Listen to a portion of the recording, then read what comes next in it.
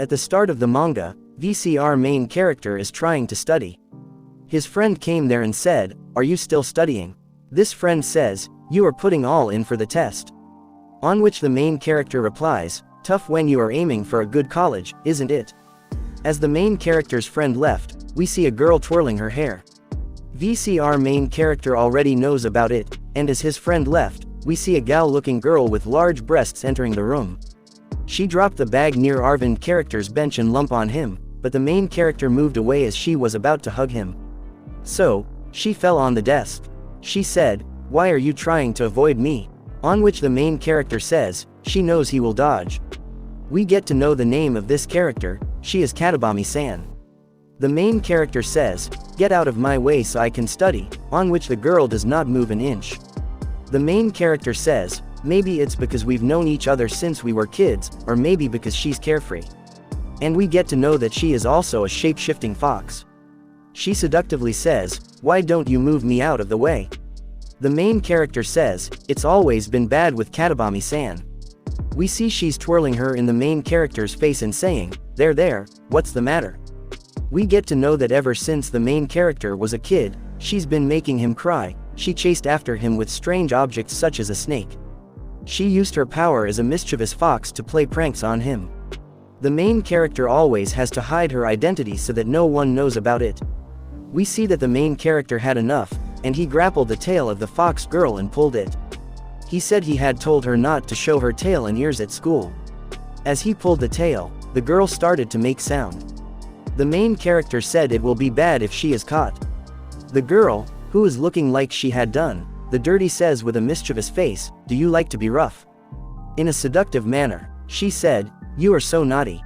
The main character still thinks of her as a pain in the butt. We see that she's running around our main character saying he is pervy. The main character says, "That's enough, and don't disturb me while I'm studying." She said, "How boring." The main character said, "Drop it." He said she'll get carried away if he does not shut her up. Now the main character said, "If she's got nothing, then go home," on which the fox girl says, "Okay," but she suddenly got an idea. She picked up her bag and said, "This is so boring, she is out of here," as she left for the house. The main character finally says that she is a noisy one, and it's good she left, but he ponders in his mind that she left a bit too easily. The main character thinks that she's still out there as he rose up his seat and goes out for checking. He said that he is overthinking about her. He said that dealing with it's such a pain in the butt, but it's not like he hates her, so he feels a bit guilty. As he's thinking about it, he opens up a bottle of soda and starts to gulp it. He said that he should give her some more attention tomorrow. As he's drinking the soda, we get to know that the fox girl has transformed into the soda bottle, and we see that she is right now being kissed by our main character. As the main character realized it, he got a blushy face, and we see the mischievous face of the fox skull. The fox girl is trying to tease him now, saying, "What's this? You just kissed on my cheeks." She said, "This gentleman is so naughty." The main character finally had enough, and he said that he can't study at school, so he's going home, on which the girl says, "Is he leaving so soon?" She said, "Let's have some fun," but our main character denies and moves on. She said, "Let's go hang out somewhere like karaoke park, crayfishing something," on which our main character shuts her up. The main character says, for these times, he has prepared something special, and he takes out a fish container out of his bag. As she sees it, she gets all aroused, and her tail and ears popped right out. The main character says, "Hide your ears and tails," and gives her the sushi. As she is eating the sushi, the main character quickly heads out for home. We see that the main character has gotten a bit far, and he says that she is probably not chasing after him right now. He ponders that her cheeks were so soft when he kissed her. He says to his mind that do not be swayed, she is a vixen. As he said that to himself, we see that she has already appeared before him and said, "You gotten that happy, well then how about another one?" On which the main character calls her a vixen. We see that it's another day in school, and the main character had got things good today. He said that he's been able to solve the difficult past examination as we see the vixen doing some mischievous things. The main character says to himself, as long as there isn't any unnecessary noise, he will be all right. We see that the fox girl had made some noise while observing our main character, on which our main character directly calls her out. She quickly tried to hide her toy, and we see as the main character invites her in. He said he will lie her debit it for tomorrow. We see she's looking a bit down and says, I'm in character's name. The main character asked her what is wrong with her, on which she says that out of nowhere, her chest hurts a bit.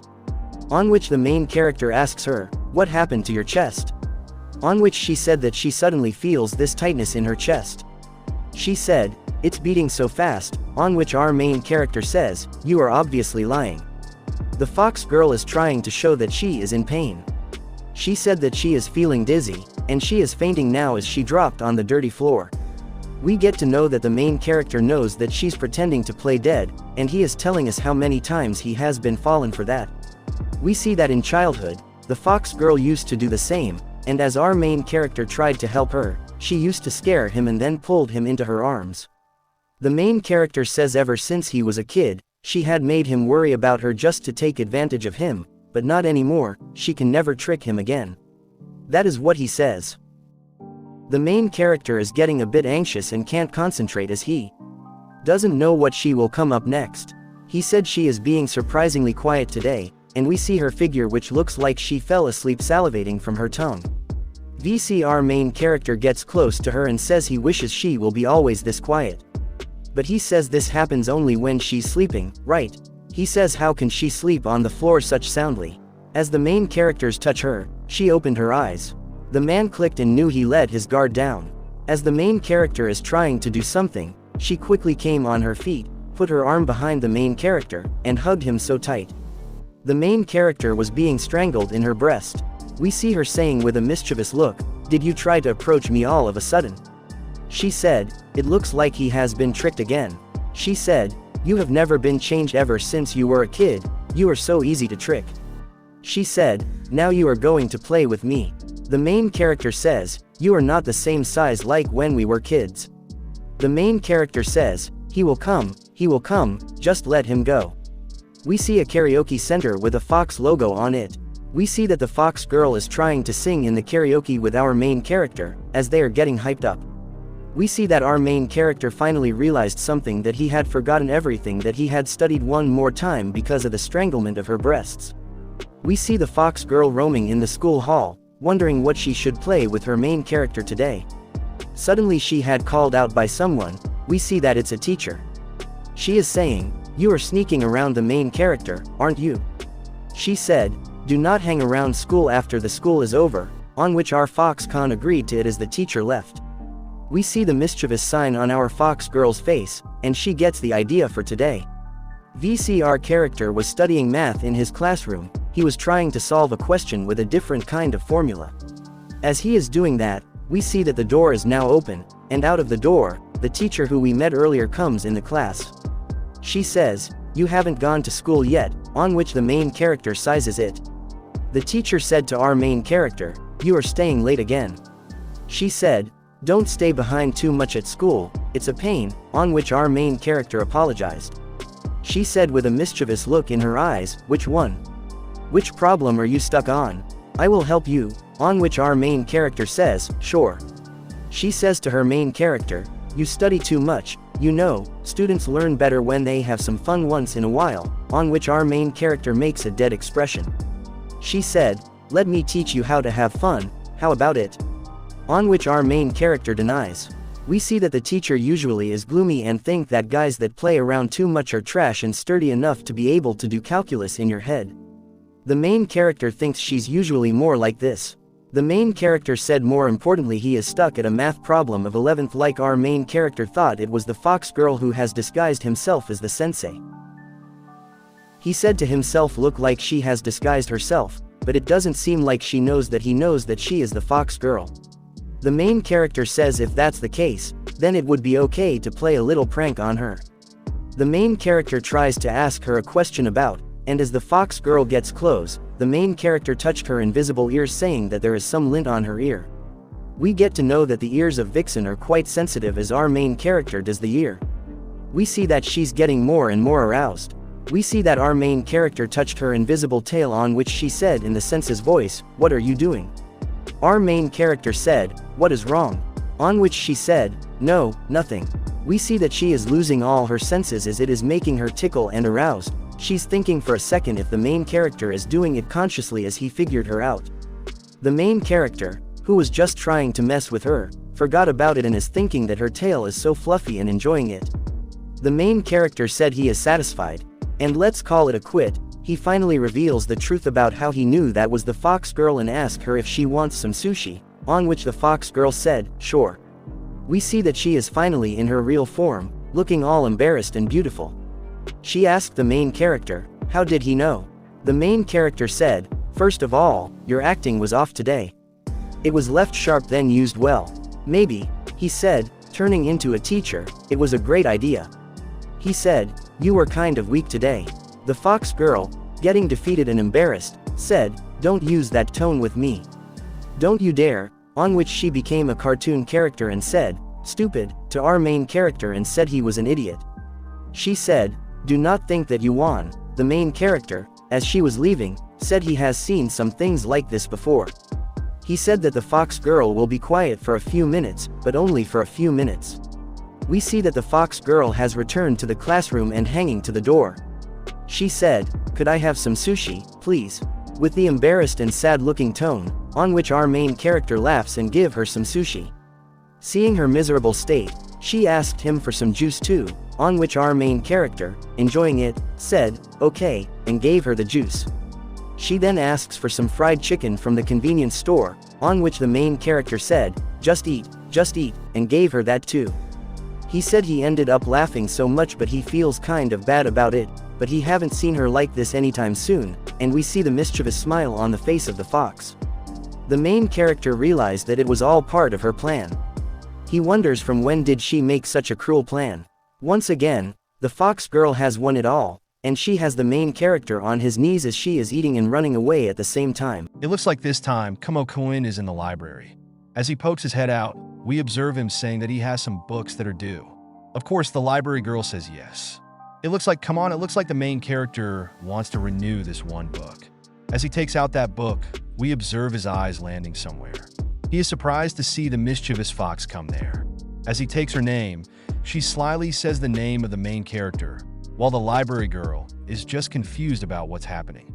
We observe her mischievously saying, welcome. Of course, the main character was quite annoyed, saying, what the hell are you doing? While we just observe her smiling toward the main character, saying, I am the president of the library committee. He was quite surprised.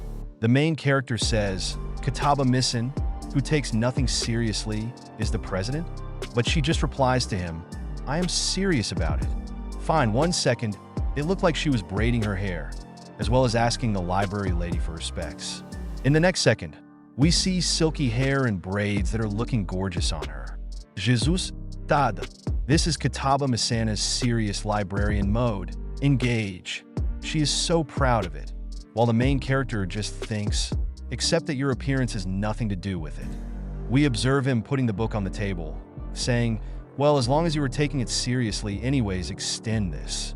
We observe her putting her hands to her mouth, thinking about something very seriously. In the next second, she says to him, surprisingly, I don't know how to do that, so just take it. The library girl just raised her hand, saying, Senpai, I will do it, so please don't give our books away. Of course, the mischievous fox girl was just joking about it. Asked the library girl, she says, you are so serious, haha. We observe the main character teaching her about how the president needs to have her act together. This and that, and you should listen up. We observe someone just started munching on food, as crunchy noises were all coming from her. We observe the mischievous fox girl looking toward her, saying, you need to stop making more work for your assistant.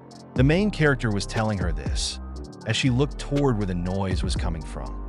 We see her getting up from her table, saying sorry to the main character and holding on. The main character thinks about how she has become serious and what is going on. The main character says to the librarian, sorry about her. Don't be afraid to tell her to take it seriously. The librarian was just shocked at the main character's words. She thinks about how, well, no, actually, Kataba-senpai is usually very serious about her work. We get to know that she is very good at paying attention to people who come in, and the main character was quite surprised by that. We see the girl who was eating chips and reading some kind of book in the library gets a pat on her back by the mischievous fox girl as she says, hey, what have you got there? She was quite startled by her voice. We observe the mischievous Foxgirl apologizing to her and told her about how she understands that reading totally makes you want to smack her. He says to her, "But you know, unfortunately, rules are rules." "Whoa, hold on. These are the new flavor," she says as she looks toward them. We see her saying, "See how she keeps the mood light even when giving a warning? She doesn't want to ruin anyone's day." It seems that the librarian got quite a good impression of her, as she says to the main character, "I am not good at talking, so she really helps me. I think she is amazing." We observe her smiling and laughing with that girl. The main character says that it looks like she can be serious when it matters. Well, her personality changed quite fast as she came towards the main character. The main character just said to her that she has done a good job. We observe how she was grinning as she took out the packet. It looks like she ended up talking to the girl and was able to acquire this packet of chips. The main character was quite surprised, as well as the librarian, who thinks, "And you took them?" Well, she was waving bye to the girl. The main character and the librarian just think about how you can't say that she doesn't let opportunities pass by. She's a vixen, all right. I like that about Kataba Messina-senpai too. As we observe her waving toward the librarian, she says, "Okay, that just leaves locking up, so you can take off." The librarian thanks her. We observe her trying to lock the door, and with that, both the main character and she have come out of the room. She is walking in the hallway, crunching and munching on those chips that she got from the girl, as we see her confused. She asks the main character if he wants them as well. The main character just says no. We observe the main character saying to her about how he was wrong and had misjudged her, and that he thinks that he only got in the way of her. She was quite surprised by his words, as we see her ears popping out. As the main character was going to apologize, in the next second, we see her transforming into her vixen state, seeing, "Could it be that you were lonely?" The main character just says no while blushing, saying, "I might have been in the way today, but I'm more meant that if that was how you always were, things would be a lot easier for me." We see her unbraiding her hair, and those long, luscious hairs of the vixen were now flowing. As we see her posing, saying, "Kataba Misana's usual mode has been activated and she is back." We observe how she was clinging to the main character, saying, "Do you feel better now that I am back to normal?" We observe her tail caressing the main character, as the main character says to her, "Come on, don't wrap your tail around me." We see she just did that once again. The main character says, "Fine, I do feel better." She says, That's good. To be honest, Kamoko-kun, it looks like there's quite a cute side to her as well."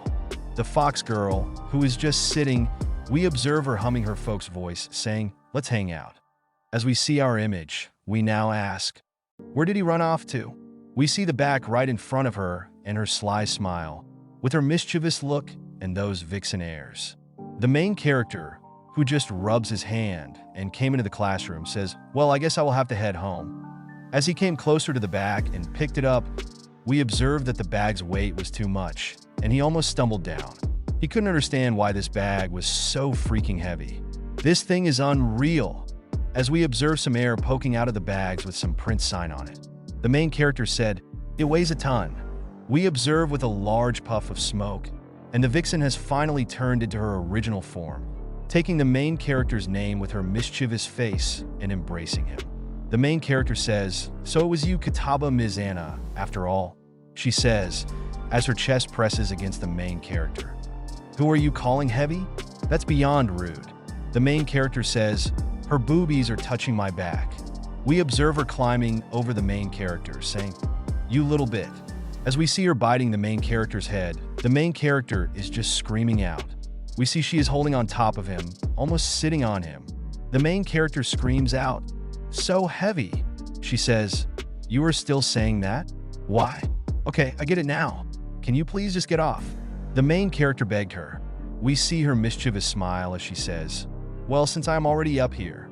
We see her now getting his head between her thighs as he was quite embarrassed by it, and her chest dangling over his head, as she says, "Dank, move out," to the main character. The main character was quite struggling, as well as embarrassed by her thighs and her chest. We see, as a punishment, the main character will have to walk like this all the way home. The main character says that that is too harsh for him. Hold on, whatever happened to my actual back? The main character thinks to himself. Once again, the girl has won, and the main character has been embarrassed. we see this time. It's nighttime, and the main character, who is just studying, says, "Let's see, how do I use this formula again?" As we observe the vixen out on his balcony, looking toward her with a shady look, we observe her eyes googling toward the main character. It looks like a ghost as she says, "That doesn't look right. What am I doing wrong?" We see her intently looking toward the main character. Well, in the morning, it looks like the main character has overslept and he is now going to be late. But he looked toward the vixen who is sitting on the slab. As the main character says, "I can't afford to waste any more time," we observe her full body sitting on his lap. She says, "Morning," to the main character, saying, "Shall I show you a shortcut?" As her sly smile and mischievous face are observed by the main character, he thinks to himself about how he has a very bad feeling about this. But the main character does say, "Sure." We observe how she took the hand of the main character, saying, come on, let's go move." And she started pulling the main character towards somewhere, saying, "Let's go. This is over here." The main character was trying to hold her own, as we see both of them start running. The main character resists, saying, "You're going too fast. Wait up." But the girl is just running like it's a marathon. We observe the main character coming to an end at a dead end, as he says, "Oh no, she was just here a second ago." As he takes the name of her, we observe someone poking him from above, taking his name. And there it is, the vixen who is sitting on the fencing with her tail and her ears out, saying, "I'm up here." And, "Just where are you climbing off?" To the main character, he says, we observe how the main character has also climbed on the border of the land. As he says, this is pretty high up, but she just says, come on, as we see the main character following her steps. She says, "Watch your steps." We observe how the sly fox tells the main character about how they have made it finally. And as she says, "Tada, this is my favorite spot." It looks like she has taken him to her favorite spot, which is a beautiful scenery. The main character, who is already tired, just says, "You don't say. It's not a care in the world, huh?" That's Kataba Misen. The main character, who is used to this, just sits on the bench, saying to her, "Well, I should have known you weren't serious about helping me." We see her saying to the main character, "So, do you like this place?" The main character and she, sitting on the bench together, look towards the scenery as he says, "Yes, I do. It's really peaceful here." We observe her stroking the main character's body with her tail, saying, "I noticed that you have been staying up late to study recently." With her mischievous smile, she continues, "You look exhausted, so I just wanted to lift your spirits a bit. That is all." The next second, we observe her taking the main character and putting him to sleep on her thighs as she pats him, saying, "So, I will treat you to something special today and let you lay on my lap." We see the embarrassed main character soon starting to feel quite relaxed as both of them look at the scenery and feel okay. We observe how she says, "Do you remember the quiz from the other day? After you caught it back, you had this troubled look on your face." It looked like she had seen the main character quite worried. She even tried to mess with him, but he did not react at all, annoyed or rather saddened by it. She just looked at the main character going to his home in a sad gesture. We observe her pressing her chest against the main character's head, saying, "I assumed you already prepared yourself for the punishment." We see the main character embarrassingly saying to her, "Wait, let me explain." We observe him saying, "I just want to put my best efforts into school, but sometimes I get overwhelmed and push myself too hard. I honestly feel better now, though. This really is a great spot, isn't it?" We observe the main character telling her how he appreciated that she looked out for him, and this made the vixen quite embarrassed. She says, well, buckle up, because we are going to the school this time." We see him thinking, what? We observe her taking the main character in her mouth, holding him by the collar, as we see her changing into her true form and running as fast as she can. They arrive at the school with some time to spare. The main character just thanks her for the lift, while she smilingly says, "I will take a lot of sushi as my reward." Got it? It looks like the wholesome tale of the main character and the vixen ends here, with both of them winning that day. We observe the sweat-covered body of everyone present there. All the girls are wearing undergarments, which are covered in sweat. They say they feel pooped, as having gym at the 6th is such a pain for them. We observe the Foxgirl, who is also there, checking her own bazookas as everyone looked towards her in shock. The girls were trying to grab each other's body spray. And as all of them looked towards her, we observe one of them coming towards her, engaging in some kind of mischievous activity, saying, "I see you are busy as ever." She replied, "Come on, cut it down. Don't rub them." We observe one of the people take their phone out, saying, "Hey, check this out." People say it's crazy good. They all look towards the phone and see a crazy-looking sushi on it. They call it the typing inari. It looks amazing, and the restaurant is close to their school. We observe how the Foxgirl is drooling at the sight of it, as she really loves sushi. We observe her totally embarrassed and trembling, saying, "Oh crap, we're going to be late for homeroom." She goes out of the room while the girls say that they are heading over this way. She makes some excuses, and now she is off on her own track that we observe that she has come into the class of the main character, sitting at the table. Everyone looked towards her, while some girl says to her, "Baby, we're going to check out the sushi place from earlier. Want to come with us?" She says that she has to pass for him, but the main character overhears their conversation. She just tells everyone that she is not that hungry right now.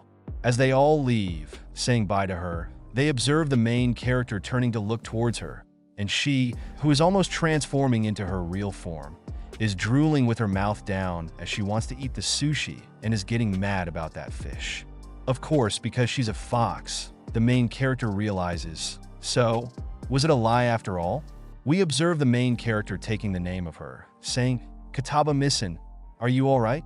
But she's just thinking about the fish. We observe her using her hand as a handkerchief to wipe her drool, saying yes. The main character asks, "You should have gone with them. Are you having marriage troubles again?" She says to the main character that she is flat broke, so that's how it is. We observe her biting the table of the main character, saying that she's craving sushi and can't do anything about it. The main character tries to stop her from eating his bench as he says to her, "Could you please stop biting my desk?" But she's trying to eat it, imagining it is sushi. The main character is now in agony as all his desk is covered with bite marks.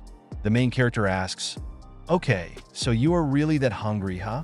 She says, "Well, it's just that I got hungry. It's all."